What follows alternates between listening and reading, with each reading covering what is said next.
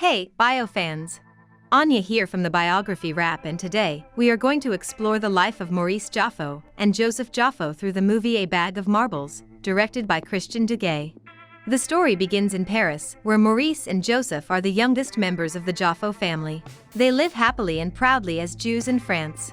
Their parents have taught them to be proud of their religion and community and never see it as disrespect.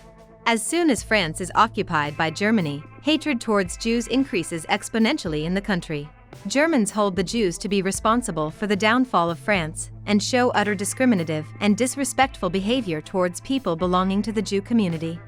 Everyone, including the Joffo family, acknowledges that discrimination and hatred for the community would just grow more and more intense in coming days. German authorities soon order Jews to wear a special symbol that allows them to easily identify themselves as members of the Jewish community.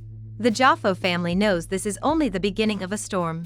In order to survive the upcoming events, all of them agree that it is necessary to hide their religion and leave for a place where it is safe to live as a Jew.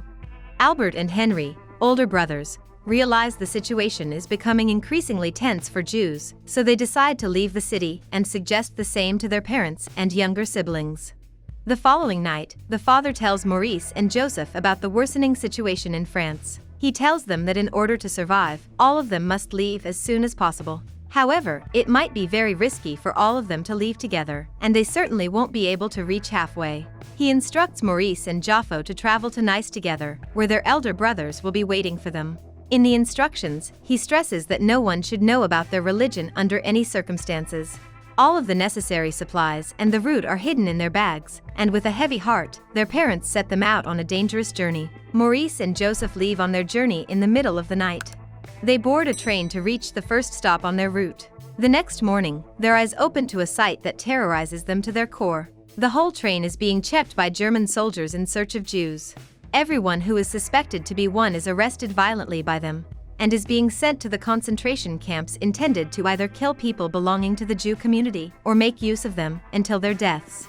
A kind man sees them and instantly understands their situation. He offers to help them and tells them to stay confident and keep smiling, as looking nervous in this situation will only lead to more suspicion from the soldiers. As a result of the kind man's help, they are able to get off the train safely without being caught by the soldiers. This incident gives them a slight hint of the horrors that await in the coming days.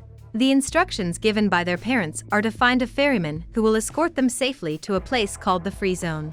After a little bit of searching, they find a man that fits the description and pay him to lead the way towards the Free Zone. Despite heavy security and patrolling at the borders, they somehow manage to reach the safe zone. It is still a long journey on foot to Nice, where they are supposed to meet with their parents. They reroute their path and continue to the destination to avoid highways and security checks.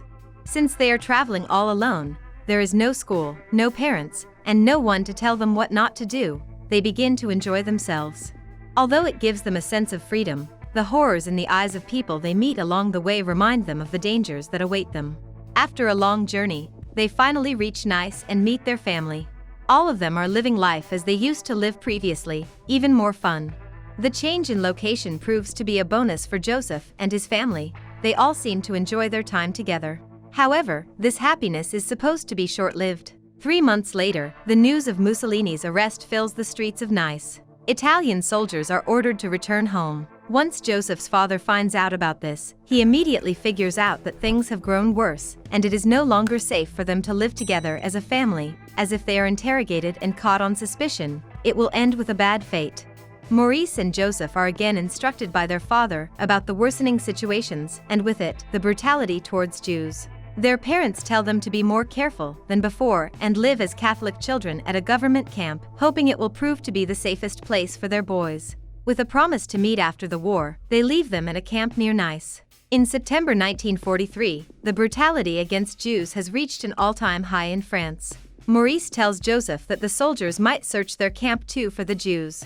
They come up with an idea to fabricate a fake background story in order to prove that they are not Jews, but rather Catholics, since they are minors and have no documents proving that they are not Catholic.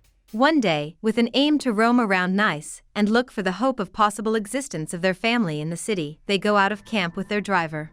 Unaware of the danger awaiting them, they along with the driver get caught by German soldiers on suspicion of being Jews. They are taken to an interrogation center where hundreds of people are gathered, wounded due to the beatings of the soldiers. Here, the real identity and religion of a person are declared on the basis of paper verification and detailed interrogation. Everyone is allowed to leave except those who prove to be Jews.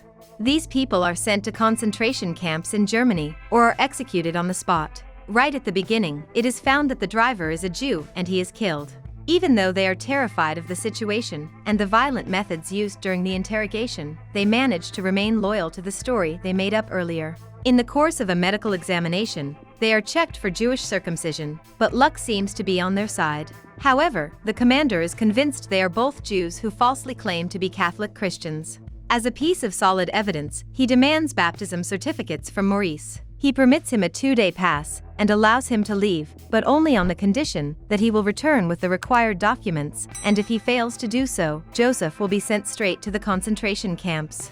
After 2 days, Maurice returns with false certificates that he made with the help of a church father. Maurice even brought the church father with him as proof of the paper's authenticity. He is still convinced that the kids are lying and actually belong to the Jewish community.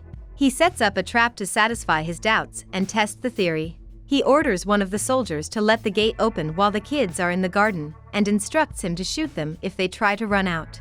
Even though Maurice and Joseph are almost tempted by the trap at the very last moment, Joseph sees the shadow of a soldier behind the gate and realizes that it is a trap. Once again, fate plays in their favor, and the commander has no choice but to believe their story and grant them leave. After they leave, they run into their father, who suggests that they rejoin the camp since it has proven to be the safest so far. He leaves them at the camp with the promise of seeing them again in Paris when the war is over. Several weeks after living peacefully at the camp, their mother calls them in the middle of a night. She tells them about the arrest of their father and how dangerous situations have become in Nice. She tells them to leave the camp as soon as possible and live and work elsewhere in the meantime. As instructed by their mother, they leave the camp and live in a city disguised as working Catholic children. Maurice works at the local restaurant while Joseph works at a bookshop as a delivery man. While living this life, Joseph seems to have fallen in love with the daughter of his shop owner, Françoise. Since he stepped out of his home 2 years earlier with his brother, she is the first person in front of whom he accepts the fact that he is a Jew. Just when he thinks that she is reciprocating towards his feelings, the news of Paris being liberated of Germans fills the streets. Everyone, including Maurice and Joseph, is filled with extreme joy as they know that they are finally free of this brutal and racist behavior towards Jews. After waiting for them for 2.5 years, it is finally time to move into the actual house they have been longing for. He feels that he should bid farewell to his boss, and it is also his final chance to meet Françoise. Therefore, he tells Maurice to leave before him, and he would follow him a few days later. Each and every German supporter is being dragged to the streets and treated with the same brutality previously shown to Jews. Seeing this happen to his boss, he saves his life by saying that his boss had Joseph in his house earlier, knowing that he was a Jew, and saved him. However, his boss was unaware of him being a Jew. Having failed to meet Françoise one last time, he proceeds towards Paris. He feels extreme nostalgia after returning to Paris after 2.5 years. He compares everything he sees now to what he remembers from the past. Everything is the same but appears smaller to Joseph. Finally, he reaches his childhood home and sees his other siblings and mother waiting for him. His joy bursts into tears, but when he looks for his father, he cannot find him. Maurice tells him about the death of their father at the concentration camp. It breaks Joseph's heart. This war has snatched his father away for him, but he hopes that wherever he is, he feels proud of his son for having completed his journey exactly as he instructed. That's it from the movie, A Bag of Marbles. If you enjoyed it, consider subscribing. Let me know what you thought of this true story, and make sure to check out this next one.